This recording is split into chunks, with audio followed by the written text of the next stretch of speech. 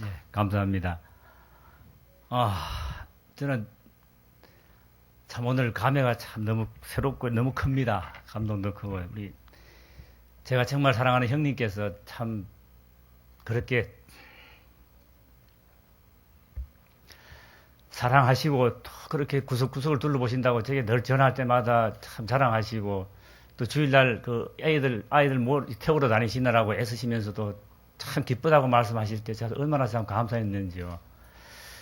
또 형님이 참 여러 동안 이렇게 좀 병석에 계실 때도 우리 성도님들 보여주신 그 사랑은 저희 형제지만도 저희들은 정말 참 몸둘 바를 모릅니다. 너무 감사하고요. 우리 특히 목사님, 전도사님, 우리 모든 분들 그 은혜, 특히 장례식 할 때에도 아마 대한민국에 이런 교회가 있을까, 이렇게 그리스도의 사랑이 정말 온몸으로 실천되는 이런 교회가 있을까 느끼면서 우리 성도님들께 참 감사할 마음이 있었는데 또 우리 또 장례식 중에 목사님하고 말씀을 나누다가 또 제가 사실 그 구티비라고 하는 우리 기독교 방송에 한 시간짜리 방송을 나온 적이 있었습니다.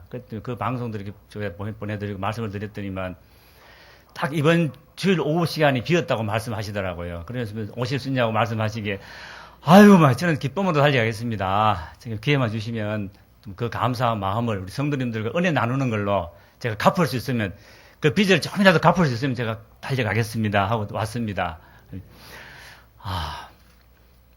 저는 그 직업이 그 교도관이라고 하는 직업입니다. 우리 교도관이라 그러면 교도소에서 우리 갇힌 그 수용자들을 뭐 지키기도 하고 또 교육도 시키고 이런 역할을 하는 교도관입니다. 대한민국 현재 교도관의 숫자가 한 15,000명 정도 되거든요. 그 15,000명 중에서 이렇게 근무를 오래 한 사람 순서를 따지니까 어떻게 하다 보니까 제가 순서 1번이 됐습니다. 제가 77년도 6월달부터 교도관을 시작했거든요.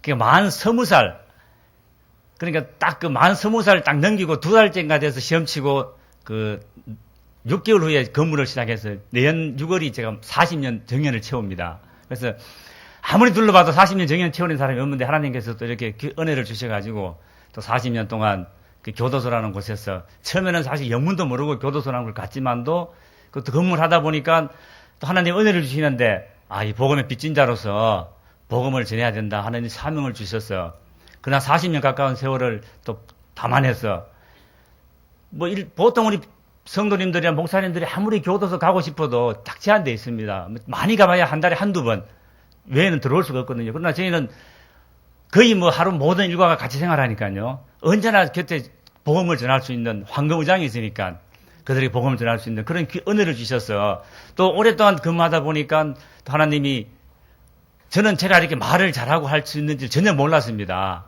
그런데 또 전하는 기회를 주시고 또 받은 은혜를 또 우리 성도들께 나눌 수 있도록 하나님이 은사를 주시더라고요. 그래서 그 기쁨을 또 참 감격을 전하면서 감동을 전하면서 함께 은혜 나누는 시간들을 참 많이 가졌습니다. 이 교도소라고 하는 것을 우리 역사적으로 보면요.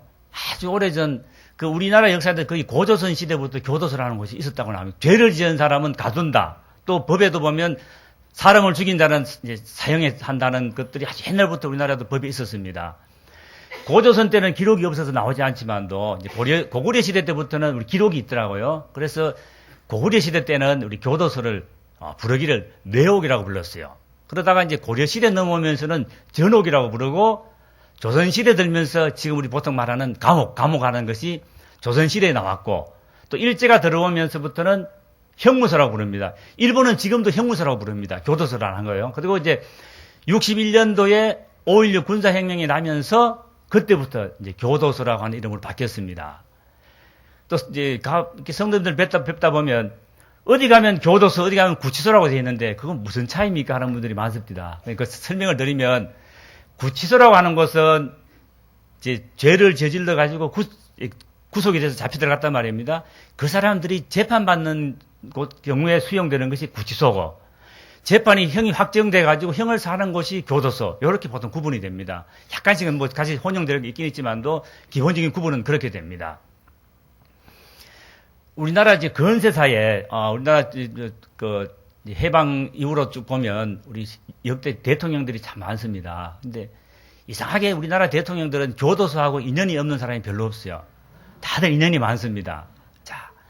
우리 초대 우리 이승만 대통령 그 독립운동 하시다가 영예롭게 들어가셨죠. 저희들 봐서는. 그리고 독립운동 하시면서도 그 이승만 박사님이 정말 그 교도소 안에서 복음 전한 내역들이 지금 나옵니다. 발굴되는데 그 일제가 주는 그 한 덩이도 안 되는 밥, 혼자 먹어도 배고픈 그 밥을 아껴가지고 그걸 전도하는 데 쓰셨더라고요. 그러면서 그 교도소 안에서도 정말 깨우쳐야 되고 복음을 알아야 된다고 복음을 전했던 그런 아주 놀라운 역사들이 또 이렇게 발굴이 됩니다. 자, 뭐 그 다음에 들으셨던 분들은 이제 윤보선 대통령은 뭐 사실 뭐 그렇게 잠깐 하셨으니까 별로 의미가 없지만도 우리 박정희 대통령도 뭐 여순 사건 해서 교도소에 구속이 된 적이 있었거든요. 그리고 나중에 회복이 됐었고. 그리고 나서 어떡합니까? 50 시절 들어오면서부터는 뭐 560 이제 노태우 전두환 대통령 두 분 다 교도소, 가까운 안양교도소 서울구치소에 생활을 했거든요. 자. 그러다가 또 문민정부 들었었지만 또 어떻습니까? 김영삼 대통령은 또 아버지가 안 가니까 아들이 갔었거든요. 예. 그리고 DJ 대통령은 말 그대로 청주교도소에서, 교도소에서 공부를 독학을 하셨던 분입니다. 엄청난 독서장과 공부를 하셨던 분이고, 그 김대중 대통령 옆에서 같이 생활했던 우리 교단들 얘기 들어보면 정말 참 대단한 분이다 하는 얘기를 하시더라고요. 의지가 대단하다 하는 얘기는 들을 수 있거든요. 자. 그 후로도 이명박 대통령도 보니까 6.3 사태 때 교도소 들어갔다 온 적이 있더라고요. 자, 지금 우리 그 후로는 뭐 이제 대통령도 하지만도. 자, 이렇게 우리나라 근세사에서도 교도소라는 곳이 우리 역사에 굉장히 밀접한 그런 역할들을 했던 교도소입니다. 자, 저희들은 이제 교도소 현장에 있다 보니까 이 교도소를 잘 아주 대변해 주는 분이 한 분 계셨어요. 그분은 우리 유명한 50 그리고 전두환 대통령 요즘 다 이제 살아 계시지 않습니까? 그분이 안양교도소에서 생활하다가 이제 교도소 이제 출감할 때입니다. 나올 때 노태우 대통령은 그 성격이 조금 이렇게 좀 소극적이고 하다 보니까 부끄러워가지고 서울구치소에서 문을 나서면서 그냥 아무 말 없이 차고 돌아가는데 이 전통께서는 그냥 안 가시고 교도소 앞마당에 딱 이제 무게를 잡고 섭니다. 또 전통에 서면 또 뒤에 딱 같이 서는 분들이 계시잖아요. 딱 둘러선 상황에서 그 기자들이 막 이제 취재를 하려고 몰려듭니다. 그때 이 전두환 대통령이 첫 마디가 그겁니다. 기자 여러분 하면서 그분이 경상도 합천 사람이니까 경상도 사투리, 저도 경상도 사람인데 이 사투리가 또 강하거든요. 제발가는 말을 경상도 말을 강하면 지발가거든요.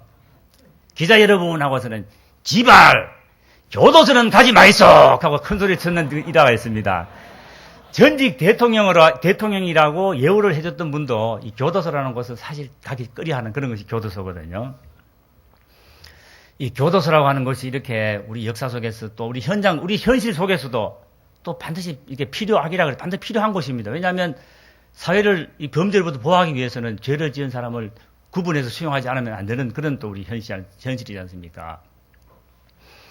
이 교도소라는 곳에 제가 이제 근무를 하기 시작하면서 77년부터 근무를 시작하면서 79년쯤인가 이제 몇 해를 지나면서 이 복음을 참 전해보니까 뭐 나이 22살, 3살짜리가 우리 그 교도소에서 뭘 알아도 뭘 알겠습니까? 젊은 나이, 어린 나이에. 그러나 이렇게 기회가 될 때마다 이렇게 뭐 주위에서 이렇게 전도를 해보니까 너무 힘들어요. 그래서는 이걸 좀 어떻게 다른 방법이 없을까 생각하다가 기도하던 중에 선배님들 중에서 예수 믿는 분들이 참 많이 계시는데 저분들이 이렇게 힘을 모으면 우리가 모임을 구성하면 훨씬 전도하기가 쉽지 않겠나 그런 기도하는 중에 이제 하나님 이렇게 떠올라 주시더라고요. 그래서는 한 분 한 분씩 맨투맨으로 이제 선배님들을 설득을 했습니다. 처음에는 선배님들이 참 싫어하시더라고요. 뭐 자기 신앙 자기 지키면 되지 뭐 쓸데없이 그런 거 하느냐는 분도 계시고 참 공감해 주시는 분도 계시고 그러다 가지고 79년도에 대구교도소라는 곳에 대구교도소에 처음으로 이제 신우회를 만들었습니다. 그리고 모임을 가졌습니다. 근데 성령님이 역사하시기 말입니다. 혼자서 힘들었을 때 2분, 3분, 4분 이렇게 모여가지고 함께 기도하면서 우리가 어떻게 복음을 전할 것인가를 자꾸 이렇게 머리를 맞대고 기도하면서 방법을 찾다 보니까요. 하나님이 길을 열어주시더라고요. 거기서부터 이제 수용자들을 이제 대상으로 복음을 전하기 시작합니다. 그 시절은 뭐 지금처럼 지금은 교도소에서 수용자 만약에 형제가 있더라도 예수 믿으시오 하는 소리 못 합니다. 저분이 지금 특정 종교를 지금 날대로 강요했다. 이건 종교 차별이다. 이건 아니다고 만약 신고만 하면 저는 처벌받습니다. 이렇게 특정 종교를 할 수 없도록. 그 반면에 그 본인이 이제 마음에 감동이 와서 근무자님 제가 좀 그 예수님을 좀 믿을 수 있겠습니까? 했을 때 비로소 이제 전도를 시작하게 되거든요. 그런 어려움이 사실은 있습니다. 그래 복음을 전하면서 이제 시은회를 결성해서 일을 하는데 제게는 또 하나님이 은사를 주시기를 교도소 수용자 중에서도 특히나 이 사형수들을 전도하는 그런 은사를 참 많이 주시더라고요. 그래서 굉장히 젊은 날부터 제가 한 네다섯 근무를 시작한 지 그렇게 오래 안 된 때 어느 사형수를 처음 만나게 됐습니다. 근데 이 사형수는 우리나라에서 범죄 중에 살인 사건 중에서 토막 살인 사건으로 최초의 사건을 저질렀던 부산에서 일어난 그 사건이었습니다. 그때 그 형제가 이제 대부로 이제 재판을 받으러 왔거든요. 그 형제를 만나 이렇게 보니까 덩치는 굉장히 크고 힘도 좋고 하는 친구였는데 좀 보니까 마음이 참 안쓰러워요. 그리고 이제 특히나 그 동생분이 면회를 부산에서 오는데 소아마비가 굉장히 심한데 형님을 면회한다고 아주 발을 쩔뚝거리면서 힘들게 오는 걸 만났습니다. 그러니 그 형제를 이제 가까이 대하면서 복음을 전하다가 이제 그 형제도 복음을 접하게 되고 나중에 또 변화받는 그런 과정들이 있었거든요. 그런 형제들을 한 분 한 분 만나게 해주는데 제게는 그렇게 사형수 형제들을 만났던 형제들이 굉장히 많습니다. 근데 대부분 사형수들이 자기 혼자의 신앙을 지키기에 급급합니다. 혼자 자기 죄를 회개하고 믿음 생활하기가 힘들다 보니까 주위에 잘 전하질 않아요. 자꾸 이제 그러지 말고 주위에 전해라 그래도 자꾸 쑥스러워하고 전하지 못하는 그런 안타까운 마음들이 참 많았었거든요. 네. 그 많은 사형수 중에서 특히나 한 사형수가 제게는 참 너무나 참 큰 은혜를 주었고 제게 또 그 더 큰 사명을 깨닫게 해준 그런 한 사형수 형제가 있었습니다. 이 사형수 형제는 이미 하늘나라 갔기 때문에 이제 저는 뭐 방송에서도 실명을 얘기했었는데요. 그 태규식이라고 하는 한 형제였습니다. 그 형제는 제가 80, 4, 5, 6, 7 이 정도 이때는 제가 거의 자원에서 거의 교도소에는 이 미성년자하고 성년자하고 구분을 합니다. 그래서 이제 구분을 수용하기 때문에 그 당시에는 대구 교도소에 미성년자 수용 소년수 미결수들이 재판받는 사람들이 참 많았어요. 그래서 한 150명여 되는 아이들이 수용되어 있는 수용동을 제가 책임을 맡았습니다. 또 이 교도소는 이제 근무 자체가 교대 근무다 보니까 주일 성수가 굉장히 어려움이 많습니다. 그래서 저는 또 기도하는 중에 하나님, 이 주일 성수 어려움이 좀 없도록 좀 은혜를 달라 했더니 하나님이 그러면 너 힘들더라도 주간만 근무하는 그 남들이 기피하는 곳에 가서 근무를 하라 인도를 하시더라고요. 그래서 저는 교도관 한 40년 근무 중에서 교대 근무는 거의 해본 적이 없습니다. 그리고 주일날만큼은 어떤 수를 쓰더라도 성수주를 하려고 참 친구 다른 분들하고 이렇게 바꾸더라도 근무를 바꾸는 거 하더라도 토요일 근무를 하든가 아니면 다른 날 근무를 해주고 주일날 성수를 하려고 노력을 했거든요.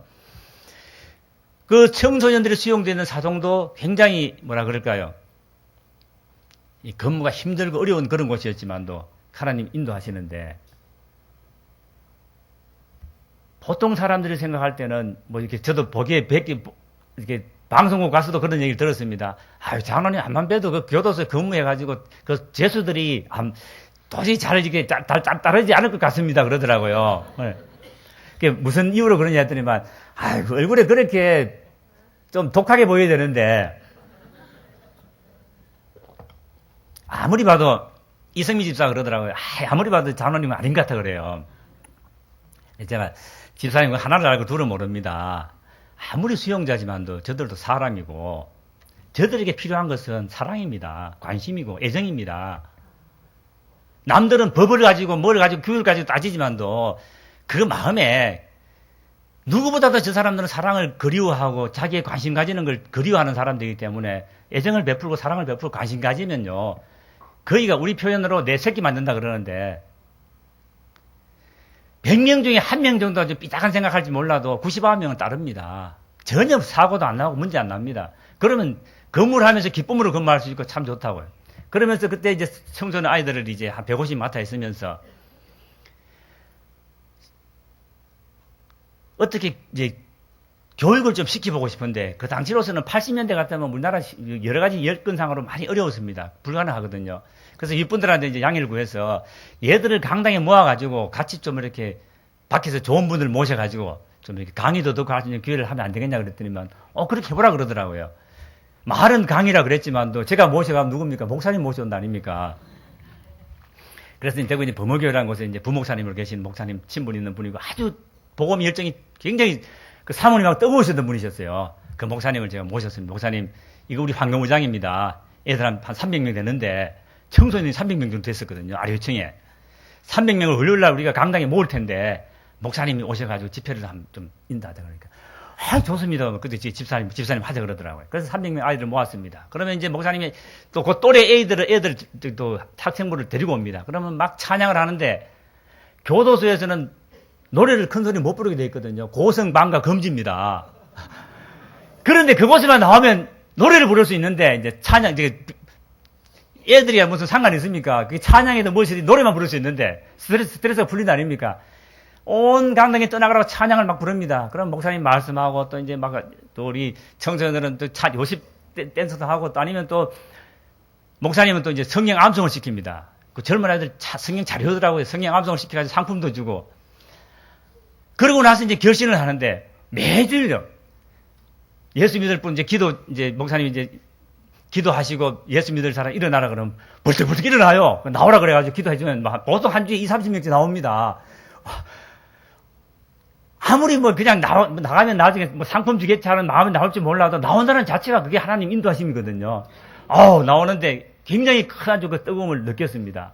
그리고 아이들에게 또 이제 평소에는 신앙적인 교육을 하기 어려우니까 단체로 우리 조상들이 주는 좋은 명심보감이 있더라고요. 명심보감 중에서도 효행편을 제가 다 골랐습니다. 그래서 책자를 만들어가지고 한 50개를 만들었는데요.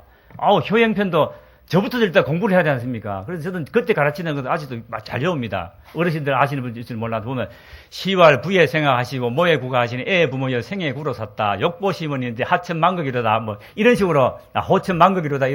부모님 은혜에 대해서 하는 거 있거든요. 자, 이런 걸 애들 가르치는데 입으로도 외우고 쓰고 풀이하는데 그게 또 효과가 상당히 큽니다. 그리고 매일 일과를 마치면 애들 반성의 시간을 가지면서 제가 지금 복도에서 육성으로 애들한테 이제 이야기를 합니다. 여러분들은 지금 바깥에서 지냈으면 얼마나 자유롭게 이 세상 천지가 좁다고 뛰어다니는 여러분들이 이 참 동물의 원숭이도 아니고 여기 갇혀가지고 이게 무엇이냐?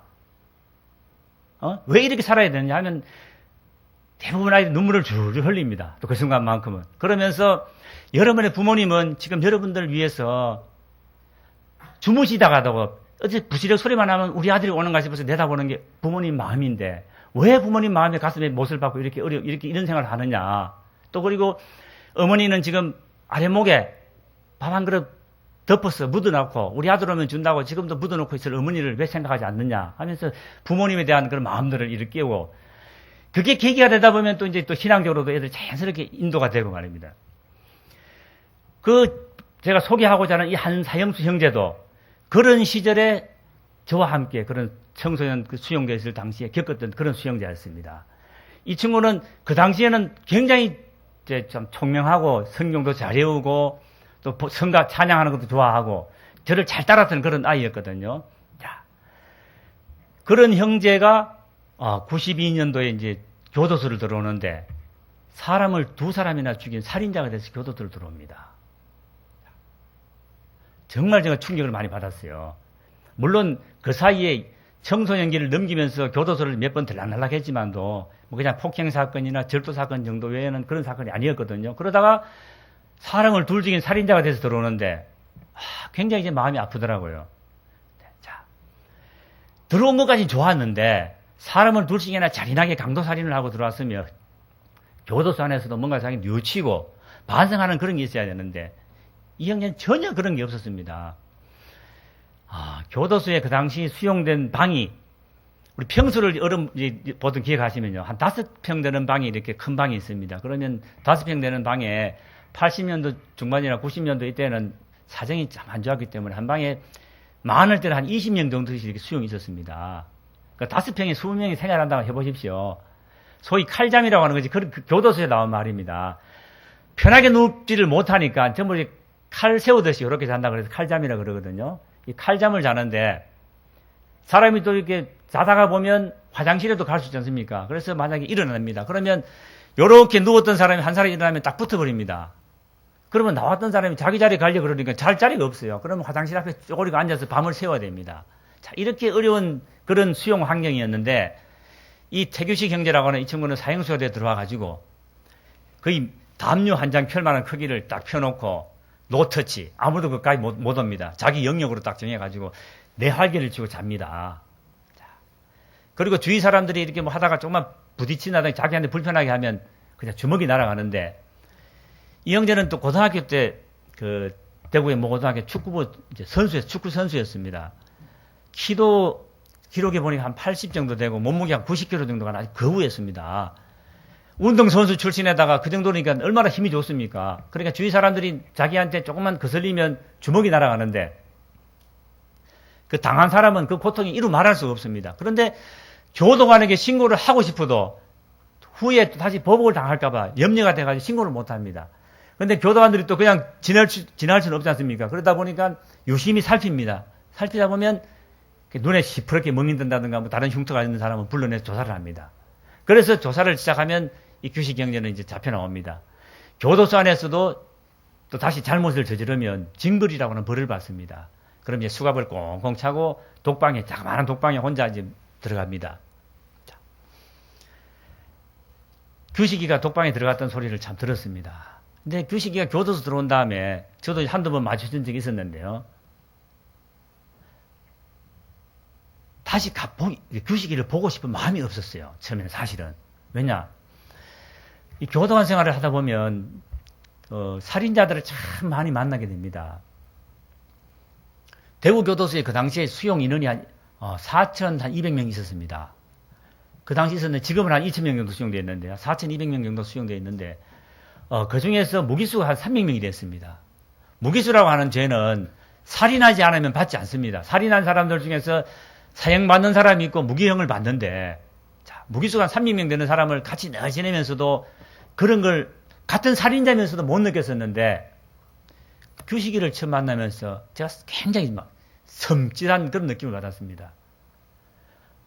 밤에 혹시나 어두운 밤에 이 고양이하고 맞닥뜨린 분들 그 느낌 있지 않습니까? 눈에서 시퍼런 불 같은 나오는 그 살기. 뭐 고양이는 자체가 그러니까 그렇다지만도 규식이라는 이 형제는 눈에서 이 살기가 비치는데요. 이게 사람의 눈이 아니라 정말 사람의 눈에서도 저런 무시무시한 저런 악한 것이 나올 수 있구나 할 정도로 그렇게 막 독한 그런 풍기입니다. 규식이가 독방에 잡혀갔습니다. 한 번 가고 또 나오면 또 잡혀갑니다. 자, 잡혀갔다는 이야기를 듣고 나니까 한편에는 굉장히 참 형제가 좀 불쌍하다는 마음이 들어요. 어릴 때부터 그래도 봐왔었고 올 때마다 그래도 인사하고 야, 이 자식 또 와서 그러면 죄송합니다. 다시 오지 말아라. 예 하고 하던 녀석이 살인자가 돼서 돌아왔으니까 참 정말 그 가엾고 측은한 마음에 한번 규식이를 찾아보자 하는 마음이 생겨서 규식이가 갇혀있는 독방을 찾아갔습니다.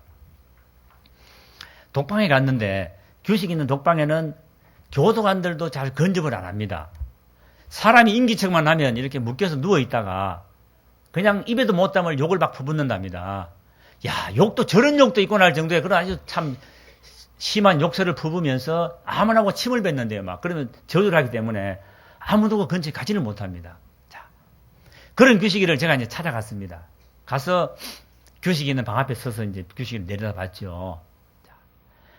교도소 이렇게 방 출입문은 아파트 출입문 생각하시면 됩니다. 쇠로 된 문이고요. 우리 눈높이 정도 되는 곳에 이런 성경책 정도의 크기의 이렇게 창이 하나 있습니다. 이것도 우리 보통 시찰구라 그럽니다. 이렇게 보라고 하는 시찰구고 또 아래쪽에 지상에서 한 50cm 정도 되는 곳 이런 게 또 하나 있습니다. 거기는 배식구라 그래서 이제 음식물을 넣어주는 그런 곳 딱 두 곳이 있습니다. 자, 그래서 제가 그 시찰구라고 해서 이렇게 물거름이 내려다 봤습니다. 한참 보고 있는데 아마 규식이도 인기척을 느꼈던지 이 고개를 들더라고요. 눈이 마주쳤습니다. 저를 이렇게 보더니만 욕을 안 해요. 침도 안 뱉고. 보고만 있어요. 그 이유 중에 하나가 저희 교도관들의 그 노하우 중에 1번이 뭐냐면 안면입니다. 안면 장사라 그러거든요. 자, 이 대구 교도소만 해도 대구 인근에 사건이 발생하면 이제 대구 구치소가 따로 있기 전에는 교도소밖에 없을 때는 전부 대구 교도소만 들어옵니다. 그 단골 손님이 참 많죠. 들락날락. 자. 그럼 이제 야간에 혹시라도 이 건물을 이렇게 가다든가 사동에 많이 갔을 때, 이렇게 사동 이렇게 둘러볼 때, 한 방에 갑니다. 그러면, 안녕하십니까? 안녕하세요. 인사를 해요. 야, 너 또 왔냐? 그러면, 죄송합니다. 하고, 야, 좀 정신 차리고 잘 살지. 죄송합니다. 그러면 그 방을 건너뜁니다. 그럼 이 친구가 그럽니다. 야, 저 근무자분, 내 정말 잘하는 분인데, 우리 방에 오늘 말썽 부리면 내 얼굴 봐서라도 우리 말썽 부리면 안 된다. 잘해라. 이게 안면이거든요.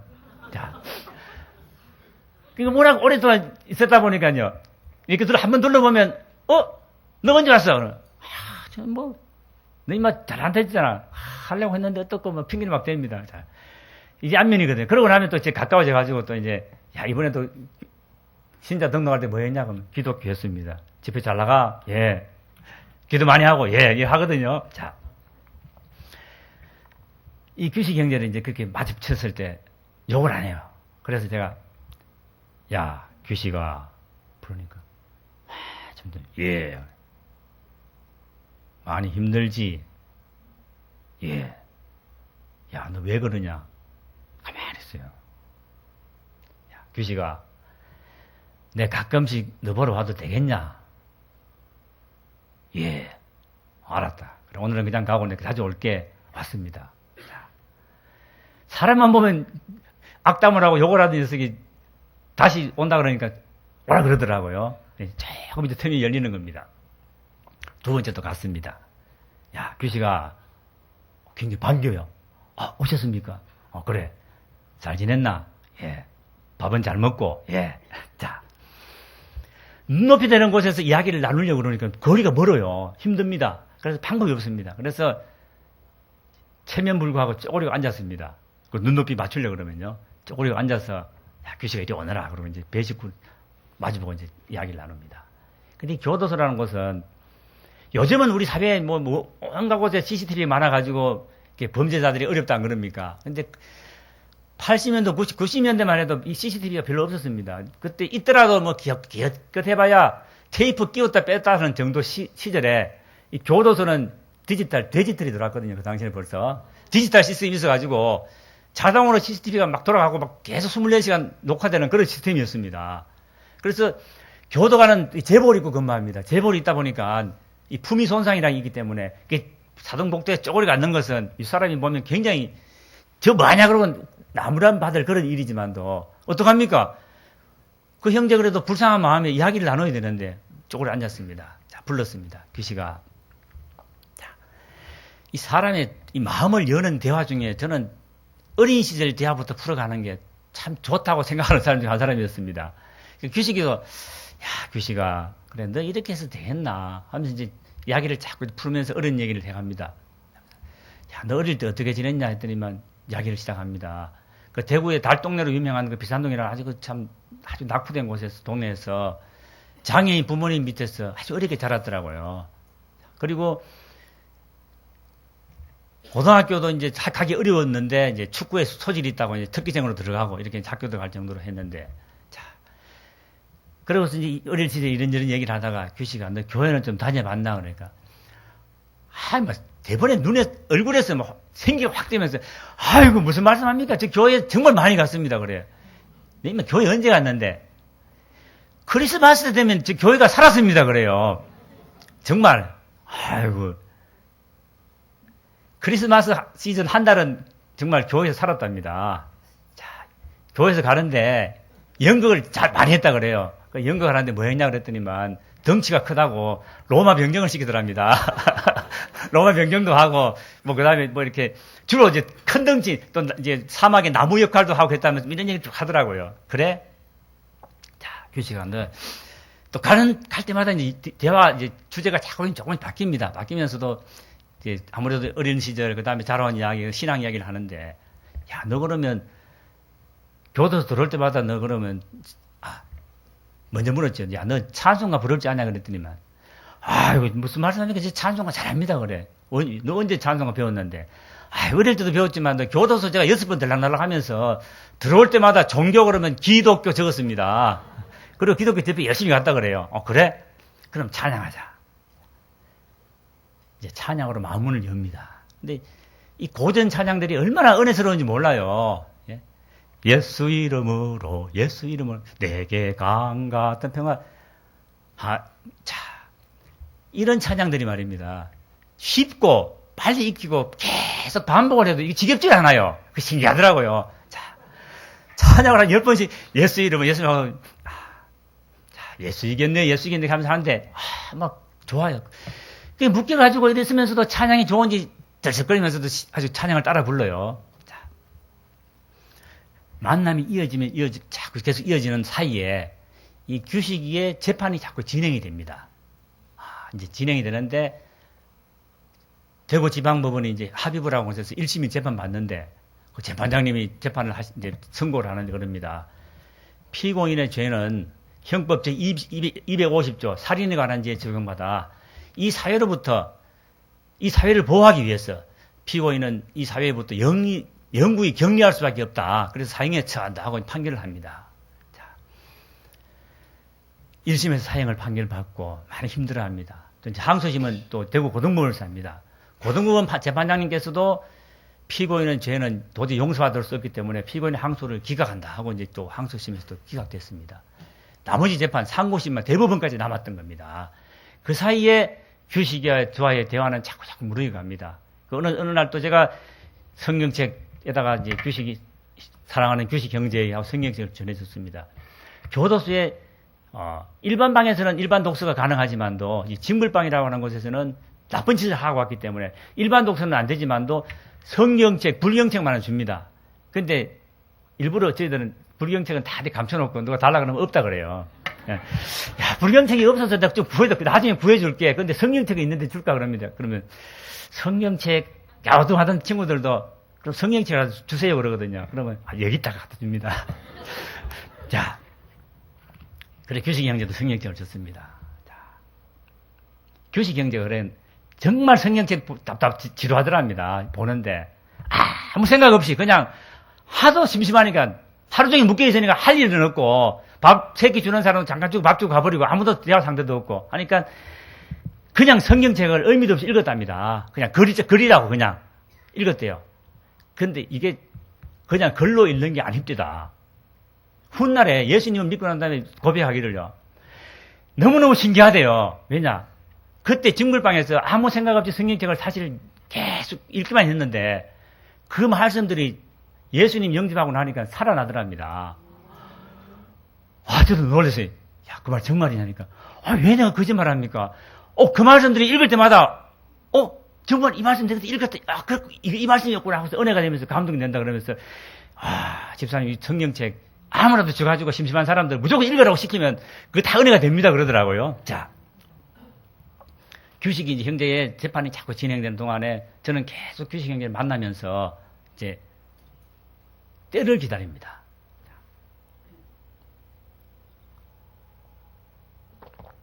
규식 형제가 드디어 이제 대법원에서 92년도 연말에 이제 대법원에서 이제 최종적으로 판결이 내리기를 대법원도 상고를 기각한다. 대법원 판결이 나온과 동시에 지금까지는 사형수 미결수였지만 그때부터는 이제 바로 죽음을 기다리는 사형수 신분으로 넘어갑니다. 자, 판결문이 도착했다는 이야기를 들었습니다. 그리고 규식이를 찾아갔죠. 자, 사람을 2사람씩이나 잔인하게 살인하고 정말 죽음을 당연한 걸로 받아들이는 그였지만도 그러나 최종적으로 죽음을 기다리는 사형수 신분이 됐다고 이제 판정이 되었을 때 찾아갔을 때 규식이가 굉장히 힘들어하고 아주 낙담해 있더라고요. 자, 이제 드디어 규식이에게 이제 복음의 씨앗을 뿌릴 때가 되었습니다. 규식아, 너 지금부터 내가 하는 말 잘 새겨 들어라. 정말 귀담아 들어야 된다. 예. 너 살 수 있는 길을 가르쳐 줄게. 예? 사형수로 확정돼서 죽음을 기다리는 사형수가 된 사람이 살 수 있는 길이라 그랬는데 눈을 번쩍 뜨면서 희망을 갖더라고요. 그것도 영원히 살 수 있는 길을 가르쳐 줄게. 예. 규식에게 복음을 전개했습니다. 말씀을 찾아가면서 요한복음 3장 16절 말씀부터 로마서에 나오는 로마서 5장 8절 11절 말씀부터 예수 그리스도의 사랑이 확증했는 것 하나씩 말씀을 찾아가면서 같이 찾으면서 말씀을 읽고 이 말씀이 먹여주는 주님의 말씀이다. 받아들이겠냐? 아멘. 아멘. 드디어 규식이 영혼에 주님을 구주로 영접하게 되고 드디어 새로운 영원한 생명을 얻게 되기 시작했습니다. 자, 규식 형제를 전도하면서 제가 느낀 것 중에 그래요. 우리가 예수 믿으시오 아무나 보고 붙잡아 전할 수는 있겠죠. 그러나 정말 그 돌짝밭 같은 그 가시밭 같은 그런 그런 밭을 옥토로 정말 기도로서 이렇게 참 사랑으로서 옥토로 바뀌어서 옥토에 씨앗을 뿌렸을 때 열매 맺는 게 얼마나 참 귀하냐 하는 마음에 전도가 이렇게 어려우면서도 이렇게 참 과정도 필요하구나 하는 것을 참 많이 느꼈습니다. 자, 이 규식 형제에게 드디어 이제 복음을 전거했습니다. 그리고 규식 형제에게 이제 전합니다. 규식아, 예수님을 구주로 영접한 사람은 삶 자체가 지금까지 살아온 삶에서 예수님을 믿는다는 자체가 우리 삶이 180도 바뀌는 거다. 이제는 돌아보는 게 아니고 이제부터는 이전의 나의 삶은 다 십자가에 우리 못 박는 거고 이제부터는 예수님과 함께 부활의 새로운 삶을 사는 거다. 이제는 거듭남이라는 것이 있기 때문에 이제는 돌아볼 필요 없다. 이제는 정말 영원한 하늘나라 소망을 두고 열심히 주님만 바라보고 나가야 된다. 첫째, 지켜야 될 것이 있다. 예수님은 낮아지신 겸손의 모양을 우리에게 보여주셨기 때문에 예수 믿는 사람은 겸손해야 된다. 지금부터 겸손 실천. 왜 말씀을 드렸냐면요.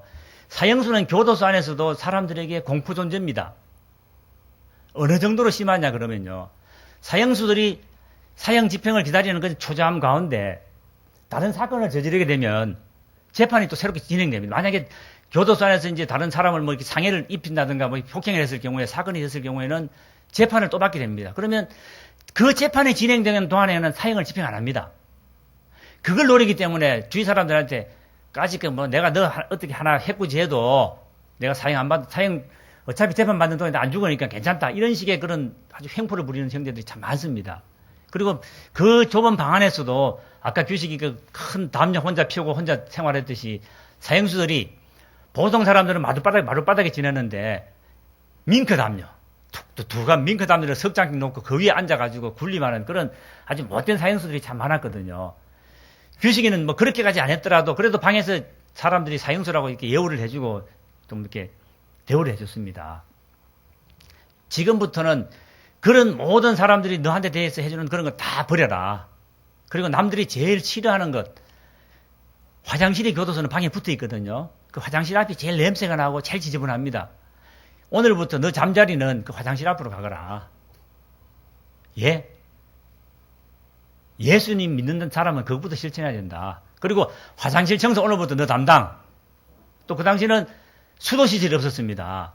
지금은 교도소 가면요 시설이 참 잘 돼 있어요. 방 안에도 이렇게 싱크대도 있고 또 LCD TV도 있고 뭐 다 나옵니다. 수도도 수세식 나오고 잘 돼 있거든요. 자, 저 복도 끝에 큰 이게 물탱크에서 물을 길어 와야 됩니다. 방에 물 들어갈 때도 너가 1번 나가. 청소도 먼저 하고 모든 사람들이 싫어하는 거 제일 먼저 실천하는 것이 예수 믿는 사람이 본이다. 이게 해야 되는 일이다. 그렇게 해라. 할 수 있겠냐? 하겠습니다. 시켰습니다. 자. 그리고 회개의 기도를 드려야 된다. 정말 하나님 앞에 나의 죄에 대해서 죄를 고백하고 정말 죄 용서 받기 위해서 간절한 기도를 드려야 되는데 처음에는 기도를 잘 모르기 때문에 기도문을 제가 아주 간절한 기도문을 적었습니다. 하나님 앞에 죄 용서 기도문을 하고 또 기도를 드린 다음에 너 스스로 너가 지들 죄에 대해서 하나님 앞에 내가 이런 죄인입니다 고백하면서 죄 용서함을 간절히 간구하라고 했습니다. 기도문을 보내줬습니다. 어느 날인가 우리 그 동료 근무자가 와서 그래요. 그 원생님 좀 요즘 저 규식이 조금 이상하다 그래요. 좀 걱정이 돼요. 제가 매일 규식이 찾아가는 걸 알기 때문에 저한테 그래요. 규식이 좀 이상하다 그러더라고요. 그래서 무슨 말씀이냐 그랬더니만 제가 밤에 잠을 잘 안 자고 뭐라고 혼자 중얼중얼 그러다가 혼자 이불 속에서 자꾸 운대요. 혼자 흐느끼면서. 할렐루야. 정말 그 기도를 통해서 자기 죄를 고백하면서 그 죄 용서 받는 기쁨에 이제 그 눈물을 흘리는 겁니다. 변화가 시작됩니다. 그리고 사형수가 확정이 되고 나면 이제부터는 바깥에서 목사님이 한 분씩 지정이 돼가지고 신앙 지도를 받을 수 있도록 교도소에서 배려를 해줍니다. 규식이도 그 기회가 왔습니다. 그래서 제가 가까운 목사님을 찾아뵈었지요. 목사님, 이런 사형수가 있는데 목사님 신앙 지도를 좀 부탁합니다 했더니 목사님이 이거 막 정말 기쁨으로 가겠습니다. 그런 형제라 그러면 제가 전하겠습니다.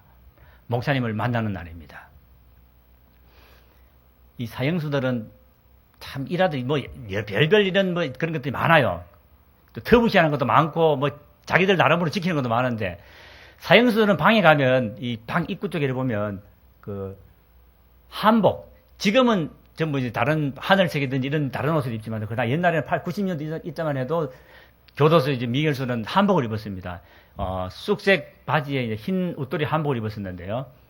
한복 아주 한 번도 입지 않은 한복 한 벌이 입구에 딱 걸려 있습니다. 신문지 위에 딱 카바를 씌워가지고 그 옷은 사형 집행되는 날 입으려고 한 벌 딱 걸어둡니다. 내가 가는 날 깨끗한 거 입고 가야 되지 지저분한 옷으로 못 가겠다 하는 그런 마음에 걸어놓거든요.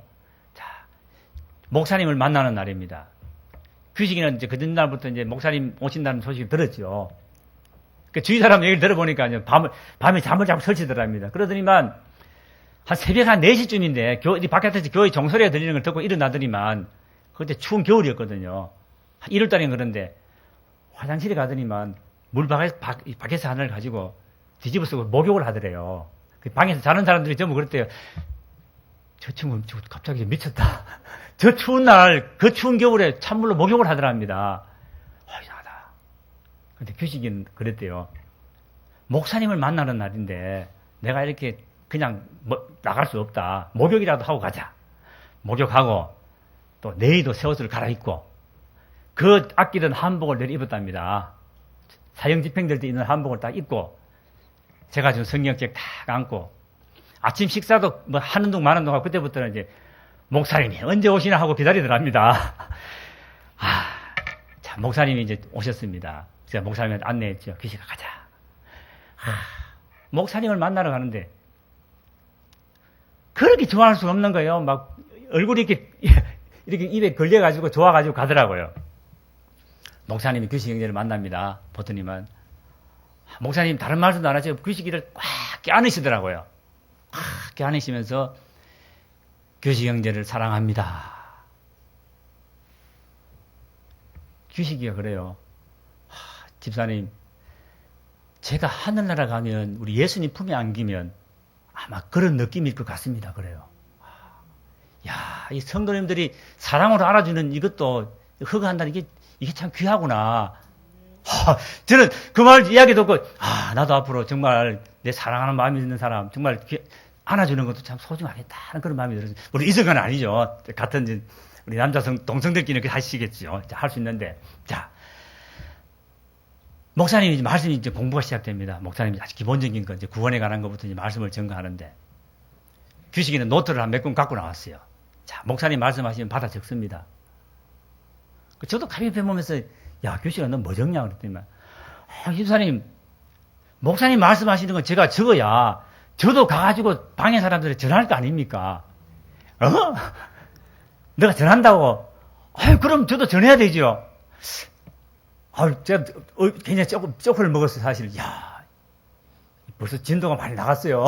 자, 그래, 적어라. 자, 목사님 말씀하시면 열심히 성경 무슨 뭘 보고 몇 장 몇 절 적고 무슨 말씀 적다가 목사님 말씀이 조금 빠르지 않습니까? 그러면 목사님 잠깐만요.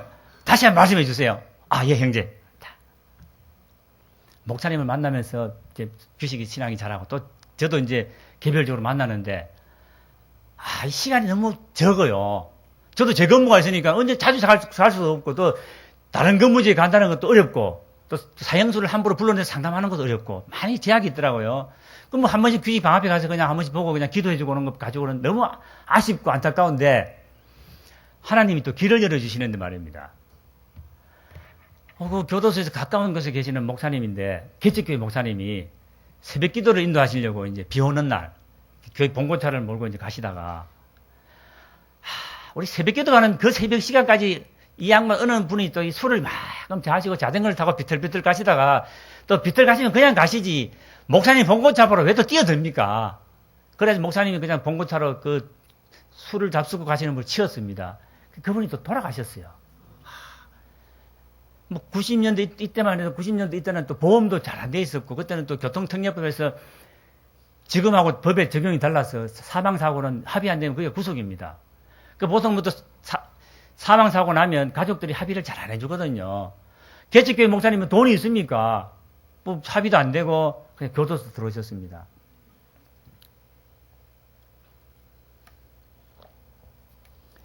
저희 교도소 이 선교회 기독 교도관들이 우리 모임을 가지면서 수용자들한테도 전하지만도 또 이제 교도소에 들어오는 신앙생활 믿다가 오시는 분들도 낙심할 때 우리가 참 기도해주고 같이 또 이렇게 북돋아져가지고 신앙을 다시 회복할 수 있도록 많이 인도하거든요. 목사님도 예외가 아닙니다. 자, 목사님이 오셨는데 연락이 왔어요. 어느 교회 목사님이 지금 교통사고로 교도소 들어가셨는데 아마 오늘 저녁 좀 들어가실 겁니다. 교도소 참 들어오는 순간부터 그 큰 철문 들어서는 순간부터 모든 사람은 위축이 됩니다. 왜? 뭐 사회에서 이렇게 양복 입고 폼 잡다가도 교도소는 어떡합니까? 시퍼런 낡은 정말 냄새나는 옷 한 벌밖에 없습니다. 바깥에 생활하는 모든 것은 밖에 두고 그냥 맨몸 밖에 들어올 수 없는 겁니다. 아무것도 없잖아요. 들어오면 그 씻지도 못하고 제대로 정말 후지근한 모습은 이루 말할 수가 없습니다. 자, 목사님이 들어오셔가지고 그 신입 절차를 거치면서 사람으로서 정말 맛볼 수 있는 최악의 그런 경우를 느끼시는 겁니다. 목사님도 사람이신데 얼마나 힘드시겠어요. 막 목사님도 너무너무 힘드셨대요. 그 순간을 견디기가. 자, 그런 목사님을 그 다음날 아침에 들어오신 다음날 아침에 찾아갔습니다. 목사님 부르니까 그 방에서도 그 연세가 한 40 중반쯤 되는 목사님이신데 정말 기운이 하나도 없으시고 막 정말 구석에 이렇게 푹 낙담해 있으신 목사님이시더라고요. 막 진짜 눈물이 픽 나더라고요. 그래서 목사님 불렀습니다. 이 목사님은 교도소에서 누가 목사님 부를 때도 상상을 못 하셨는 거예요. 그래서 가만히 있으시더라고요. 한번 봐도 그 목사님 맞는 것 같은데. 그래서 목사님 다시 불렀어요. 그래서 예, 그러더라고요. 목사님 이리 잠깐 가까이 오십시오. 그랬더니 예, 그러더라고요. 목사님 하면서 손을 잡았습니다. 목사님, 안 그래도 어느 장로님 제가 연락을 받았는데 오삼국 집사입니다. 그랬더니 목사님이 막 눈물을 막 줄줄 흘리시면서 막 그냥 감격을 하시는 거예요. 목사님 많이 힘드시죠? 예, 목사님 잠깐 나오세요. 우리 상담실로 모셨습니다. 목사님 차 한잔 드리면서 목사님, 바깥에서는 저희가 목사님한테 기도를 받아야 되지만 오늘은 제가 목사님 위해서 기도를 해드리겠습니다. 예, 집사님 고맙습니다. 기도를 했습니다. 목사님 간절히 기도했지. 하나님, 이곳에서도 목사님 정말 더 정령같이 나오리라. 이곳에서 목사님이 더 귀하게 단련되고 하나님 더 귀하게 쓰신 종이 해달라고 간절히 막 울면서 기도했습니다. 같이. 목사님도 울고 저도 울고 나중에 부둥켜 안고 울었지요. 막 같이. 자, 그러고 나서는 제가 목사님한테 말했어요. 목사님, 지금부터 목사님 숙제가 있습니다. 예, 집사님. 그래서 규식이 형제 이야기를 했습니다. 사형수가 있는 방은 말입니다. 교도소에서 언제 죽을지 모르다 보니까 살아있는 동안에 먹을 거라도 좀 여유있게 좀 얻어먹으라고 교통사고로 온 사람이나 또 경제사범들 방에다 사형수를 넣어줍니다. 다른 이 강도나 이런 방에는 보통 절도나 이런 방은 면회를 안 오니까 잘 없지만도 경제사범이나 아니면 교통사고로 온 가족들은 면회를 많이 와가지고 먹을 게 많거든요. 그래서 방을 넣어줍니다. 목사님을 이런 형제를 우리가 전도를 했고 지금 예수님 믿고 지금 막 뜨거운데 목사님이 확실하게 좀 신앙 지도를 좀 해달라고 부탁을 드렸죠. 아이고, 집사님, 그런 일 같으면 제가 뭐 정말 기꺼이 하겠습니다. 그래요. 그 목사님이 이제 규식이 방을 갔습니다. 야, 규식이 나오너라. 목사님께 인사드리라. 예, 인사드리라. 안녕하십니까? 인사를 해요. 자, 목사님, 이 형제. 목사님이 출소하시는 날까지 이 형제 정말 온전하게 그리스도의 사람으로 변화를 시켜주셔야 됩니다. 그러니까. 무슨 부탁드립니다. 그러니까 아멘 하시더라고요. 규식아, 너도 목사님 정말 잘 모시고 목사님하고 갈 수 있는 동안에 정말 확실한 믿음의 사람이 돼야 된다. 아멘. 그래요. 좋다. 그리고 제가 그랬어요. 이제부터 방에 가면 방 사람들이 뭐라고 하든지 간에 목사님은 제일 좋은 자리에 모시고 배식을 하더라도 고깃국을 주더라도 제일 덩거리 많은 한 목사님 드리고 제일 맛있는 거 드리고 잘 모시라 그래요. 그 걱정하지 마십시오. 제가 책임지고 모시겠습니다. 그래요. 자, 그 다음날부터 이제 목사님이 괴롭기 시작합니다. 목사님이 괴로운 건 좋지요. 아침에 눈을 딱 떴습니다. 목사님, 새벽 기도, 목사님 하셨는데 아침 기도해 하십시다. 그래. 예? 목사님하고 교식 기도했답니다. 기도하고. 자, 아침 식사합니다. 식사 딱 마치고 나자마자, 목사님, 말씀 좀 배워야 되겠습니다. 그래요? 자. 운동 시간 30분을 빼면, 목사님 면회 가는 한 20분 빼면, 목사님하고 교식이는 밖에 나갈 일이 없습니다. 방에만 삽니다. 아침 눈 떠서부터 잠잘 때까지 목사님 따라다니고 말씀 따라다니는데요. 하나님이 완전 과외도 그런 과외가 없고 집중적으로 변화를 시키는데요. 어느 좀 목사님하고 지내다 한 몇 주 지나부터는 규식이 이제 신이 난 겁니다. 그때부터는 방 사람들에게 이제 목사님하고 자기하고 둘이 예배를 드리니까 너무 재미가 없는 거예요. 방에 한 15명 있는데 저 사람들이 다 같이 예배를 드려야 되겠다는 생각이 들더랍니다. 처음에는 그런 걸 잘 몰랐대요. 그럼 목사님하고 말씀을 받으면서 마음속에 그때부터 이제 정말 기쁨이 이제 올라오는 겁니다. 예수님도 믿으면 감격이 이런 거구나. 이런 게 거듭남의 기쁨이라는 걸 느낄 때마다 막 목사님 부둥켜하고 울기도 하고 막 쥐하고 기도도 하고 변하기 시작합니다. 그러면서 이제 방 사람 한 번씩 이제 맨투맨으로 전도를 하는 거죠. 예배를 인도하는 겁니다. 한 분을 딱, 목표를 딱 정하면 운동시간 나가가지고 그분만 따라다닌답니다. 옆에 가가지고. 평소에는 교도소에서, 김씨, 이씨, 이렇게 보통 부르거든요. 사형수들이 보통. 근데 규식이는 그렇게는 안 불렀고, 이제, 김씨요, 이씨요, 이런 정도는 불렀습니다. 요자는 정도 불렀는데, 그때부터는 규식이 존칭이 극존칭으로 바뀝니다. 사장님. 교도소 수용자들끼리 극존칭이 사장이거든요. 자, 옆에 가서, 그날은 딱 목표를 정한 사람이 있으면 옆에 가서 이제 운동 시간에 딱 팔짱을 낀답니다. 그러면 사형수 팔짱 끼기 좀 그렇잖아요. 가면, 그러지 마시고 가면 이제 운동 30분을 그러면서, 김 사장님 참 내 방에 와서 같이 지내면 참 너무너무 좋은데, 김 사장님 저 좋아하지요? 싫다할 수 없지 않습니까? 예, 좋아하지요. 김 사장님, 목사님하고 둘이 예배 드리니까 너무너무 별로 재미가 없는데, 김 사장님 오늘부터 예배 드리십시다. 김 사장님. 꼭 예배 드립시다. 30분을 따로 쪼는데요. 그러면 이분이, 내가 30분을 따라다니면서 가는데 내가 거절하면, 제 딴만 먹고 내한테 해코지하면 어떨까 싶은 불안한 마음이 든답니다. 그럼 어떻게 하면 됩니까? 내가 목사님하고 예배 드릴 때, 설거문이 와가지고 옆에 앉아만 있으면 됩니다. 그래. 알겠습니다. 15명 보름도 안 걸렸답니다. 일주일도 안 돼가지고 그 방에 있는 15명이 전부 둘러 앉았어. 함께 하나님께 영광 예배 드리는 놀라운 역사가 일어나기 시작했습니다. 네. 자. 목사님하고 규식이가 한 3개월 정도 있었는데요. 목사님 이제 집행을 받고 나갔었는데 3개월 있었는데 그 3개월 동안에 목사님이 이 규식 형제를 완전히 복음 전도자로서 완전히 그냥 감격만 전도자가 아니라 말씀으로도 무장을 시켰는 거예요.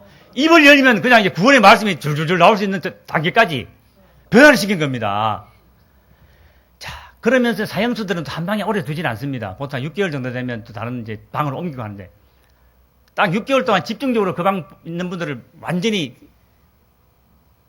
예수님으로 변화를 시키는 겁니다. 그분들을 변화시켜가지고 또 그분들한테 신앙적으로 그러면서 김 사장님 나가시면 편지 주고 받읍시다. 그리고 가까운 교회 가시면 어느 교회 가가지고 예배 참석한다는 거 저한테 알려주시고 또 만약에 이제 신앙생활 하시다가 어려움이 있으시면 또 제 지도하는 목사님 있으신데 그 목사님이 언제라도 연락 주시면 만나서 해주신다 그러니까 목사님 연락 드리고 목사님 만나보십시오. 이 편지를 주고 받으면 신앙 단계가 신앙 지도까지 가더라고요. 규식 형제는 6개월마다 가는 곳마다 이렇게 이제 변화, 논란이 일으키는데, 복음이 정말 살인자라 하는 그런 선입견이 아니라 예수님으로 인해서 변하는 사람은요, 더 놀라운 것은 우리 믿는 사람보다 안 믿는 사람들이 먼저 알아본다 하는 걸 느꼈습니다. 우리 동료 교도관 중에 이제, 그분이 아주 가까운 친구였었는데요. 이 친구는 사주 팔자를 아주 정말 잘 봐요.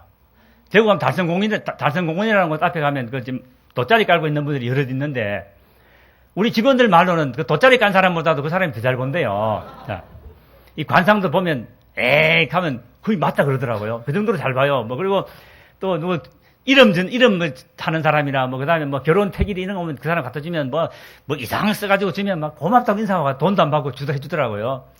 그런 그 사주 관상이 아주 막 정통한 친구가 하나 있었는데, 어느 날 저를 불러요. 오형 좀 보자 그래요. 왜? 그러니까. 진짜 이상하다 그래요. 뭐가 이상한데? 오형 이제 규식이하고 친하지? 그러니까. 규식이 내 친하지. 야, 규식이 걔 얼굴에서 빛이 난다 그래요. 얼굴에서 예사빛이 아니다. 규식이 얼굴에서 예사빛이 아닌데 자기도 범접하기 어려운 그런 빛이 난대요.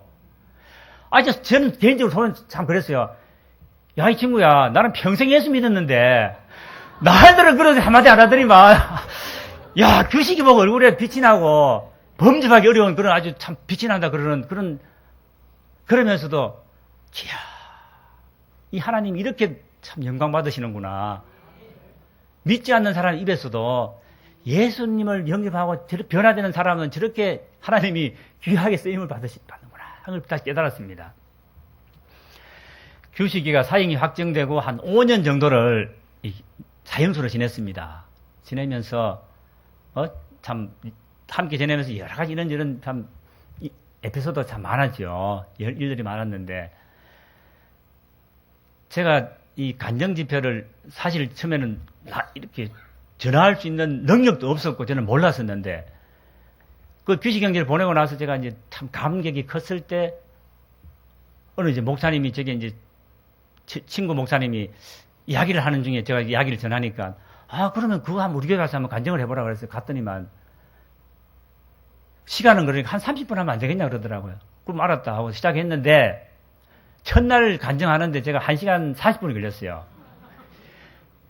저는 뭐 시계도 볼 수도 없고, 눈에도 안 보이고, 평신도가 처음에 강단에 서가지고 무슨 시계가 보이겠습니까? 그냥 제가 겪었던 일들을 그냥 풀어내는데 인도를 하시더라고요. 어느 시골 교회를 가서, 이게 시골 교회는 이렇게 연합으로 모여가 집회를 하는데 갔더니만, 시계를 봤는데, 시계가 고장난 시계를 저는 봤어요. 그 시계는 계속 한 9시만 있다 머물렀는데 저는 계속 그 시간만 보고 계속 생각했죠. 한 3시간을 한 적이 있습니다. 근데 오늘은 그렇게까지 안 하고요. 자, 우리가 원하시면 해드리는데 그렇게까지는 안 하고, 에피소드 하나 정도만 제가 소개해드리겠습니다. 요즘은 교도소에 이렇게 면회를 하게 되면 TV 드라마 같은 거 보면 전화기로 이렇게 주고받는 것도 보실 경우 있을 겁니다, 간혹. 근데 이제 그렇지는 않고요. 안이나 바깥에 이렇게 이제 만한 그 모니터가 뭐라 그럴까, 이제 우리 전화기 형식으로 되어 있어가지고 말하면 양쪽이 통화할 수 있는 그런 이제 시스템이 있습니다. 그럼 여기 놓고 하면 이제 되고 위에서 이제 녹음 녹화가 다 되기 때문에 자동으로 다 들어갑니다. 근데 그때 규식이가 처음에 예수 믿고 얼마 안 돼 이런 시절에는 교도관들이 입회를 해가지고 전부 수기로 다 적었습니다. 적힌 내용을요. 저도 이제 근무가 바뀌다 보니까 이제 면회를 담당하는 그런 부서가 있어서 이제 면회를 하는 데 가서 이제 적는데, 보통 이제 벨이 울리면 가족도 들어오고 안에 있는 사람 이제 수용자 들어오고 그 면회를 합니다. 하고 나서 벨이 울리면 다시 나가고. 요즘은 보통 한 뭐 10분에서 뭐 15분 이렇게 시간을 좀 이룰 수 있는데, 옛날에는 인원이 많다 보니까 많아야 한 뭐 7분, 5분 이렇게 시간을 줬습니다.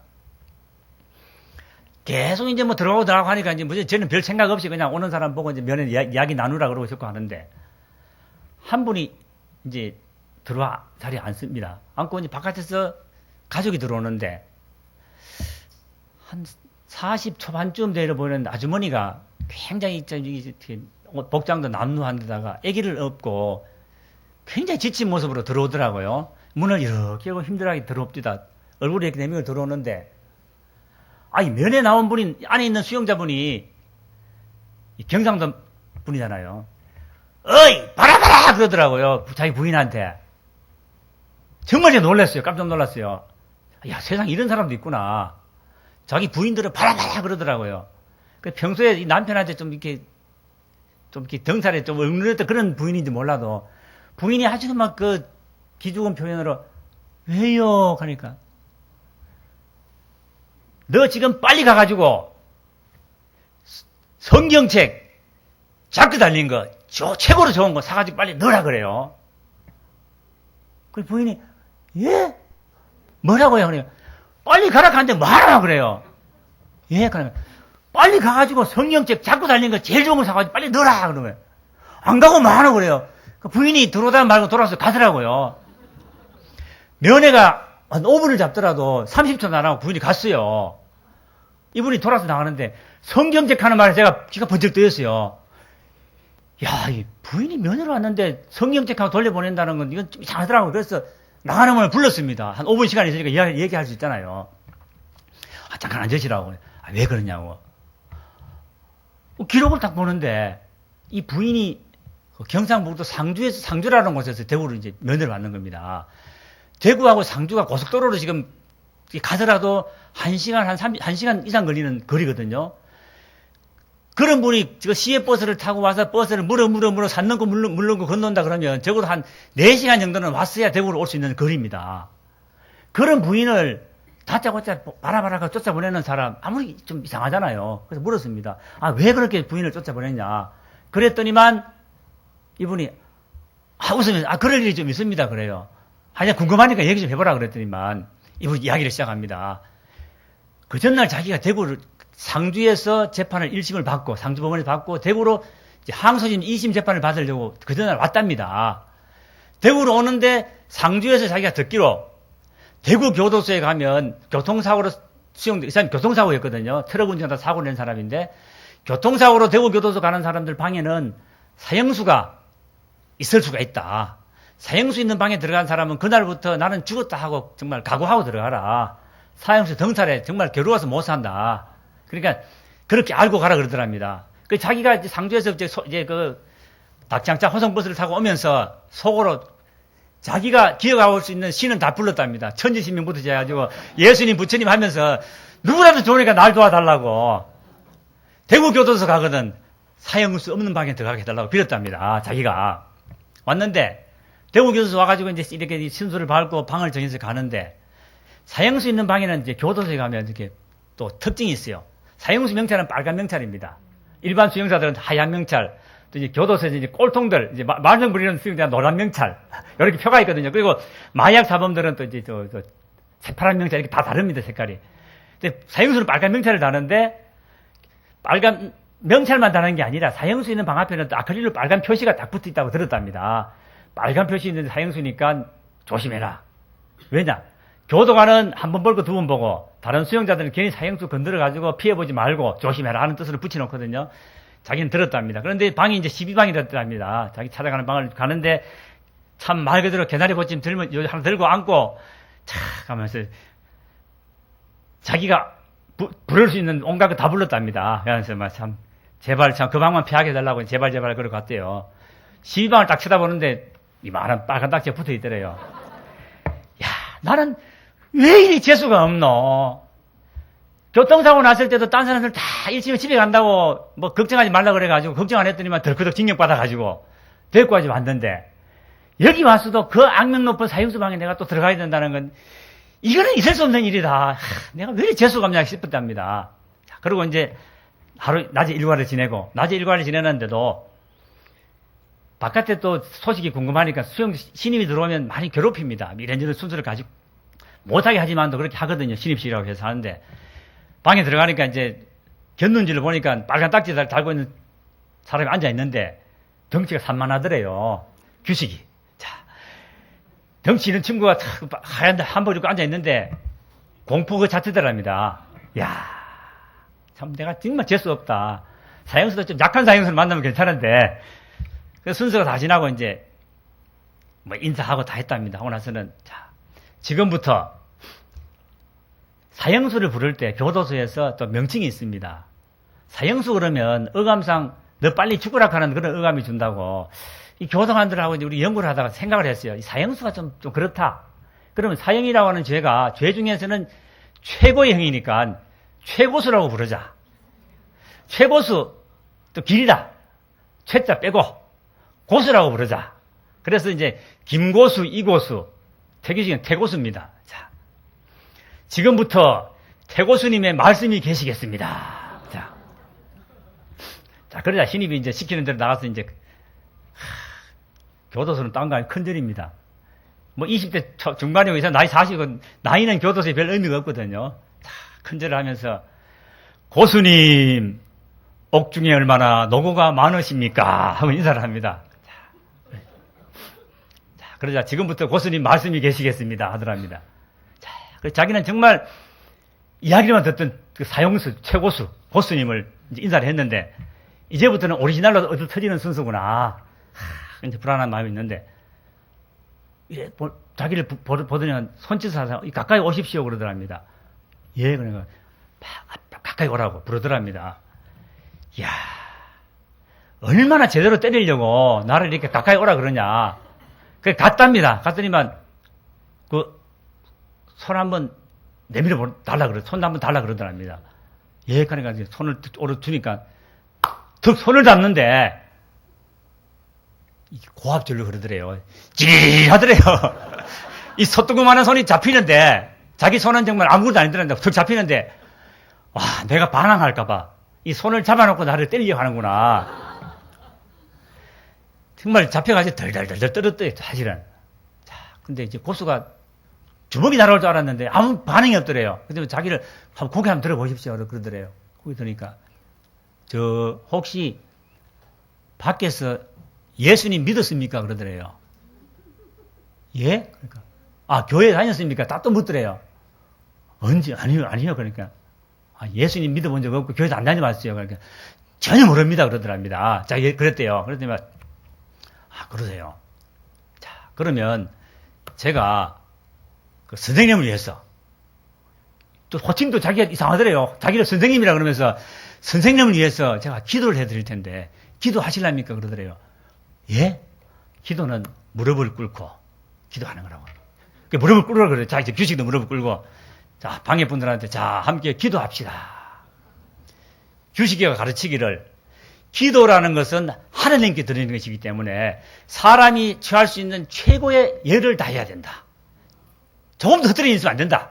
무릎을 딱 꿇고 두 손을 간절히 모으고 고개 숙이고 간절하게 기도를 드려야 된다. 방해분들한테 자, 함께 기도 드립시다. 그래서 방사대 무릎을 착 꿇습니다. 두 손을 착 모읍니다. 규식이가 기도를 시작합니다. 저는 규식이 기도가 너무너무 부러워요. 규식이 기도는 미사 여구가 없습니다. 군더더기가 없어요. 정말 어린아이가 아빠! 엄마! 하나님 아버지! 뭐 정말 그 간절함, 그 어린아이의 어떤 그 순수함이 묻어나는 기도를 합니다. 하나님, 저희 방에 오늘 귀한 분을 보내주셔서 감사합니다. 이분이 여기 계시는 동안에 예수님 믿게 하시고, 그래서 방사람들이 아멘! 합니다. 자, 왜? 가르쳤거든요. 기도를 하다가 내가 하시고 딱딱 끊을 때마다 아멘! 그것도 큰 소리로. 적은 소리 하면 안 돼요. 큰 소리로 하라고 가르쳤거든요. 자, 이분이 계시는 동안에 예수님 믿게 하시고, 아멘! 두고 온 가족을 지켜주고, 재판 잘 보고 빨리 집으로 돌아가게 해주시고, 그리고 앞으로 하나님 부르시는 그날까지 예수님 잘 믿게 하시고, 아멘! 자, 이 손에 잡혀서 난생 처음 기도를 하는 것을 자기가 받아보는데, 처음에는 떨리는 마음으로 받던 사람이 어느 순간에는 정말 눈물, 콧물 덤벅이에서 나오더랍니다. 세상에나. 이런 일도 있을 수 있구나. 이 악명 높은 사형수가 자기를 위해서 저렇게 간절히 자기를 위하고 자기 가정을 위하고 자기가 정말 잘 되길 바라는 그 기도에 막 정말 이제는 불안이 뜨는 게 아니라 감동이 떨리더랍니다. 이런 수도 있구나, 이럴 수도 있구나 하면서 감동을 받았답니다. 그 기도를 마치고 나니까 손수건을 좀 닦으라 그러더래요. 눈물을 닦았대요. 그래서 규식이가 손을 딱 잡더니만 선생님, 우리 방에 계시는 동안에 제가 숙제를 하나 드립니다. 예. 집에서 면회 오시거든. 잡고 달린 성경책 최고로 좋은 거 사가지고 넣으라고 하십시오. 이분이 자기도 모르게 아멘 그랬답니다. 그 약속을, 그 숙제를 지키려고 그 멀리 왔는 부인을 바라바라가 쫓아보냈던 장본이 있었습니다. 그분을 돌려보내고 제가 얼마나 하나님께 감사를 드는지 몰라요. 하나님, 이렇게까지 하나님 참 저 형제를 사랑하시고 이렇게 복음을 전가하시고 이렇게 영광 받으시고 하나님 감사합니다. 제가 너무너무 하나님 은혜를 감사를 드렸습니다. 규식이하고 지내면서 저희들 이렇게 함께 했던 분들이 참 많아요. 팀으로 이렇게 했던 분들, 신앙지대도 많은데 가장 오지 않기를 바랐던 날이 바로 사형 집행 그날입니다. 정말 형제가 정말 하나님 정말 은혜로 감형이 돼가지고 참 무기수로 감형이 돼가지고 사형을 면하는 그날이 왔으면 하는 그런 간절한 참 소원, 바람이 있었죠. 자, 97년도 마지막 연말입니다. 그때는 김영삼 대통령이 대통령 임기 말이고 김대중 대통령이 대통령 당선된 이후입니다. 저희들은 정말 그때는 기대를 많이 했어요. 왜? 김영삼 대통령도 장로님이고 김대중 대통령도 본인이 사형서 신분에서 대통령까지 되신 분인데 설마 이제 우리 대한민국에서 사형이 있겠나? 이제 그런 거 없겠지 하고 이제 마음을 굉장히 놓았었죠. 그런 그해 90년 12월 30일 날 29일 날 옵니다. 퇴근 시간이 되었는데 교도소 분위기가 심상치가 않습니다. 이상하다. 우리 이제 직감적으로 느끼거든요. 이 움직임이 좀 부산한 게, 이게 무슨 또 사형 집행이 있는가 보다. 저는 교도관 생활하면서 사형 집행을 수십 일사를 봐왔기 때문에 집행 그 여러 가지 그 느낌을 많이 알거든요. 이상하다. 그래서 뭐 물어볼 사람도 없고 이제 관계부서에 먼저 찾아갔습니다. 찾아가서 제가 물었죠. 아무래도 느낌에 내일 무슨 사형 집행이 있는 것 같은데 좀 말씀해 달라 그랬더니만 그분들 눈치를 이렇게 보더니만 한 친구가 저기 명단을 건네줍니다. 주야. 명단을 받아들는데 5명의 명단이 있는데 제일 첫 번째 이름에 태규식 형제 이름이 딱 적혀 있더라고요. 주야. 그날 퇴근 이후에 그동안 규식이 신앙지도했던 목사님과 또 그다음에 이제 그 목사님 함께 오셨던 성도님들, 또 그다음에 저희 신우의 회원님들, 또 규식을 이르지 않은 많은 분들을 함께 연락을 해 모였습니다. 자, 규식 형제가 예수님을 영접하고 복음 전도자로서 저렇게 불같이 열정으로 복음 전도자로서의 사명을 저렇게 감당을 했었는데, 저도 나이 33살의 불과 청년이 죽음을 앞뒀을 때 혹시라도 인간적인 그런 충격에 인간적인 그런 것 때문에 하나님 모른다고 하나님 영광 가려운 일이 있을까봐 정말 아니라고 생각을 했지만 그러나 마음 한켠에 사람이 인간으로서의 불안한 마음이 들더라고요. 우리 같이 기도합시다. 하나님께 규식 형제가 마지막 순간까지 하나님 큰 영광 돌리게 해달라고 기도를 드렸죠. 얼마나 간절히 기도했는지 몰라요. 그런데 어느 순간부터 한 분, 두 분 입에서 찬송이 흘러나오는데 내 영혼이 은총이부터 찬송이 나오더라고요. 그러면서 하나님이 우리 모두에게 성령님 통해 우리 모두에게 평안을 주시는데 두려워하지 말라, 염려하지 말라. 마지막 순간에 하나님 큰 영광 받으실 거라는 확신을 주시더라고요. 그리고 이제 그날 헤어졌습니다. 12월 30일 날 신앙 지도하신 목사님이 또 이제 그날 사형 집행에 참석을 하셔야 되는데 목사님이 도저히 떨려서 운전을 못 하시기도 하시더라고요. 그래서 목사님 모시고 교도소로 왔습니다. 규식이가 제일 첫 번째 순서로 잡혀 있습니다. 목사님을 사형장으로 들여보내고 규식이 있는 데를 찾아갔습니다. 수용되어 있는 사동으로 갔더니만 그곳에는 이미 동료 교도관이 우리 규식 형제를 안내해 가려고 대기하고 있었습니다. 주여. 규식이 방을 쳐다봤을 때 그곳에는 규식이와 그 함께 했던 분들이 마지막 예배를 드리고 있었습니다. 규식 형제가 한 분 한 분을 부둥켜 안으면서 누구누구 형제 사랑합니다. 사랑합니다. 예수님 믿고 잘 믿으시고 하늘나라에서 만납시다. 하늘나라 만납시다. 인사를 하면서 이제 마지막 이제 방에서 나오더라고요. 방에 있는 분들도 흐느끼면서는 규식 형제 사랑합니다. 하늘나라에서 만납시다. 만납시다 하면서 방에 나오는 겁니다. 주여. 복도 있었습니다. 제 손을 탁 잡더라고요. 그래, 규식아. 지금 동료분들하고 안내해서 나옵니다.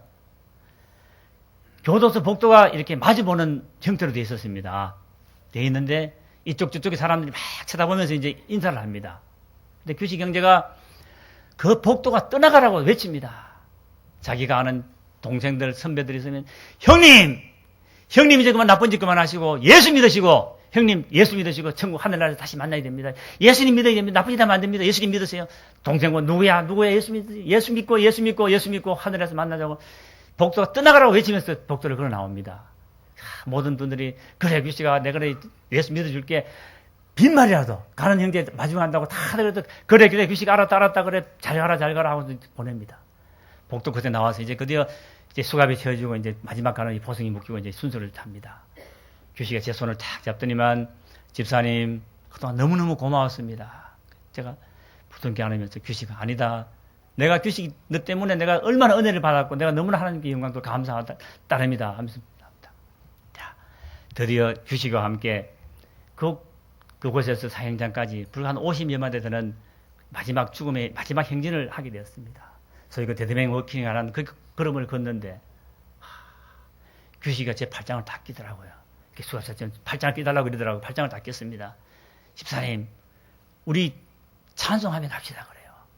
그래 찬송하자. 규식이하고 저희가 가장 좋아했던 찬송 지금은 305장이죠. 함께 찬양을 부르기 시작했습니다. 나 같은 죄인 살리신 주 은혜 놀라워 잃었던 생명 찾았고 광명을 얻었네. 찬송을 부르면서 사형장으로 향합니다. 거기서 우리 영혼이 해처럼 해같이 밝게 살면서 주 찬양하리라 찬송 부르면서 사형장 입구로 들어섰습니다. 그곳에 기다리고 있던 목사님이 저희 찬양 소리를 듣고 반갑게 쫓아나오셔서 규식 형제를 또 반갑게 안아줍니다. 규식 형제의 사람. 목사님 너무나 고맙습니다. 그래 형님 사랑합니다. 사형장 안으로 들어섰습니다. 그곳에서는 이제 사형 집행이 진행됩니다. 먼저 검사님이 묻습니다. 왜냐? 본인을 확인하고 죄를 확인해야 되기 때문에 묻게 됩니다. 피고인 태규식은 언제 이런 일을 그러자 규식이가 아주 공손하게 검사님 인사를 합니다. 인사를 하면서 검사님 정말 말씀 중에 죄송합니다만은 말씀하시는 그 죄를 제가 다 저질렀습니다. 저는 도저히 용서받지 못할 죄인입니다. 저는 죽고 마땅한 죄인입니다. 그러나 저는 이 교도소에 와서 예수님을 구주로 영접하고 영원한 생명을 얻었습니다. 검사님도 예수님을 구주로 영접하시고 예수님 믿으시고 하늘나라에서 다시 뵙기를 간절히 소망합니다 하고 아주 공손하게 인사를 합니다. 그래서 검사님이 눈시울이 붉어지시면서 고개를 끄덕이시면서 예 알겠습니다. 편히 가십시오 하고 인사를 해줍니다. 자, 또 소장님이 교도소장님이 또 합니다. 자, 하고 싶은 이야기가 있냐고 묻습니다. 그러자 규식이가 이제 예배드리고 그때 찬송하면서 하늘나라 가겠다고 말씀을 합니다. 목사님과 함께 규식이가 마지막 예배를 드립니다. 주님의 피와 살을 나누는 성만찬을 다시 한번 신앙 고백과 함께 드리고 또 목사님 말씀이 계시고 그 드디어 이제 규식이와 우리 친의 형제들이 규식이를 가운데 앉히고 사형장에 빙둘러 섰습니다. 함께 찬양을 하기 시작했습니다. 세상에서 방황할 줄 나주님은 몰랐네부터 시작해서 우리 그동안 그렇게 즐겨 불렀던 찬송들 내 영혼이 은총 입어 중한제진 벗고 보니 찬송들이 울려 퍼지기 시작하는데 그곳은 사형장이 아니었습니다. 하늘문이 열린 것을 보다 느꼈습니다. 하나님이 하늘문을 여시고 우리 형제를 기다리고 계시는구나. 찬양하는 규식이 모습은 감히 잠시 후 이 세상을 떠나 죽음을 당할 그런 사람의 모습이 아닙니다. 기쁨에 차서 그냥 막 얼굴이 정말 해같이 빛나는 그 달덩이 같은 모습으로 그냥 형에 겨워서 찬송을 부르면서 막 그냥 찬양을 합니다. 할렐루야 할렐루야 찬양하세요 하면서 합니다. 찬양을 마치고 지금 마지막 순서가 진행됩니다. 규식이 얼굴에는 이렇게 수건이 씌어지고 목에는 굵은 밧줄이 걸립니다. 그때 제가 준비했던 나무 십자가를 금지막한 나무 십자가를 규식에게 품에 안겨줍니다. 규식아, 나무 십자가를 꼭 껴내 앉더라고요. 규식아, 내 영혼을 아버지께 맡깁니다. 큰 소리를 외쳐라. 외치기 시작합니다. 내 영혼을 아버지께 맡깁니다. 내 영혼을 아버지께 맡깁니다. 하는 순간 쿵 소리와 함께 교식 형제의 모습은 이 땅에서 다시 찾아볼 수가 없었습니다. 그 긴장의 시간이 지나고 지하실 밑으로 내려갔습니다. 그곳에는 제가 지어졌던 나무 십자가를 품에 꼭 안은 규식 형제가 식어져 가고 있었습니다. 형제를 다시금 꽉 부둥켜 안고 정말 하나님께 감사의 기도를 드렸습니다. 하나님, 이 형제를 통해서 이렇게 영원한 생명을 허락하시고 주님 품에 품어주시고 또 많은 이들에게 하나님이 살아계심을, 하나님 놀라운 역사하심을 이렇게 정극히 하시고 주님 그 은혜를 너무 감사합니다. 이 부족한 종 주님 제2, 제3의 규식기를 낳도록 정말 능력 주시고 인도하시고 앞으로 더 열심히 주님의 살도록 이끌어달라고 기도드렸습니다. 그날 저녁 규식이를 위한 또 한 번의 예배가 준비되었습니다. 규식이는 유언대로 시신이 경북대학병원 해부학교실에 기정이 되었습니다. 그곳에서 그 형제를 위한 예배가 조촐하게 드려졌습니다. 학생 대표 한 분이 나와서 조시를 합니다. 헌신을 하면서 님은 비록 세상에서 흉악한 범죄자였을 줄 몰라도 저희들에게는 영원한 스승입니다. 규식이 형제는 이렇게 제 작은 가슴 속에 이렇게 큰 감동을 주고 또 이 감동을 또 이렇게 많은 성도님들께 전할 수 있는 은혜를 또 이렇게 기회를 주고 저는 정말 기회가 될 때마다 우리 규식이 형제를 전할 때마다 제 자신이 먼저 은혜를 받습니다. 제 자신이 먼저 다짐을 받습니다. 저 귀한 사명을 잊지 않게 하시고 주님 부르시는 그날까지 정년 퇴직하든 어떻든 어느 경우라도 주님이 부르시면 쓰임받기를 위해서 늘 기도하며 준비하고 달려갈 수 있도록 해달라고 기도를 드립니다. 사랑하는 성도 여러분, 저는 규식 형제를 그 밤에 또 이렇게 보내고 이렇게 겪으면서 또 어느 글을 보다가 제가 참 많은 제가 굉장히 느낀 게 있었습니다. 어느 목사님이 외국 목사님이 글을 쓰시면서 자폐증 크리스찬이라는 말을 남기는 걸 보고 제가 굉장히 큰 쇼크를 먹었습니다. 자폐증 자녀를 둔 부모님이 겪는 어려움은 제 주위에 가까운 분들이 자폐증 자녀를 둔 분들이 있기 때문에 그 어려움을 너무나도 저는 잘 압니다. 자폐증이 뭡니까? 자기 의사를 표현할 줄 모르는 괴성으로 이상한 표현할 줄 모르는 게 자폐증 아닙니까? 자폐증 크리스찬이 바로 교회는 열심히 왔다 갔다 하고 말씀 받으면 아멘 아멘 하지만도 복음을 제대로 전할 줄 모르는 사람은 자폐증 크리스찬인 겁니다. 저 자신도 그걸 너무나 큰 충격으로 받았습니다. 전하지 않으면 자폐증 환자 다름이 없는 겁니다.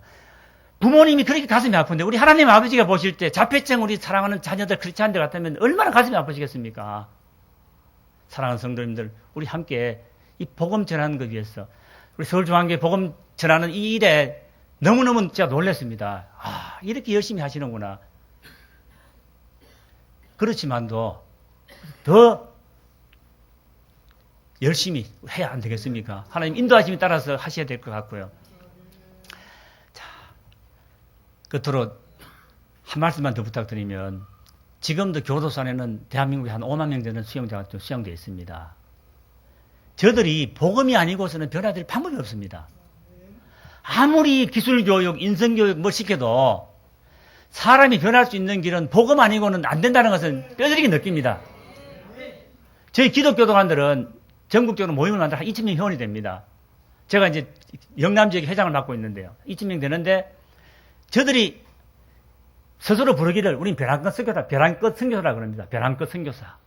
저 사람들이 벼랑 끝에서 떨어지는 사람들인데 그 사람들을 안아줘야 될 우리들이기 때문에 늘 힘듭니다. 더더욱 힘드는데 가장 힘이 되는 것이 무엇이냐 그러면 우리 성도님들의 기도입니다. 지금도 믿음의 교도관들이 또 그 교도소에 갇힌 사람들을 변화시키기 위해서 복음으로 전하는 분들이 하나님 능력을 힘입고 정말 담대하게 복음 전할 수 있으며 또 복음의 문이 더욱 활짝 열리기를 바라는 그런 기도를 해주셔야 됩니다. 왜냐? 새벽 기도 하나 마음 놓고 다닐 수 없는 이런 세상은 우리가 원하지 않지 않습니까? 저 범죄자들이 복음으로 변화돼가지고 정말 이 땅에 우리 교도소 뵙기 오는 날, 그날 참 제 소원입니다. 정말 복음으로 변화되는 걸 위해서. 혹시라도 열방 선교도 중요하고 북한 선교도 다 중요하지만도 교도소에 갇힌 형제를 위한 기도도 주님께서 분명히 돌아보라 하셨기 때문에 기도하셔야 됩니다. 다른 방법도 물론 있겠지만도 기도하실 때마다 갇힌 형제들이 복음으로 변화되어 가지고 영원한 생명 허락받고 새 사람이 되어서 주님 앞으로 돌아오는 그날을 위해서 기도해 주시면 우리 또 믿음의 교도관들 저 자신부터라도 그렇고 우리 함께 더 힘써 복음 전하는데 노력하겠습니다. 감사합니다. 함께 기도드리겠습니다.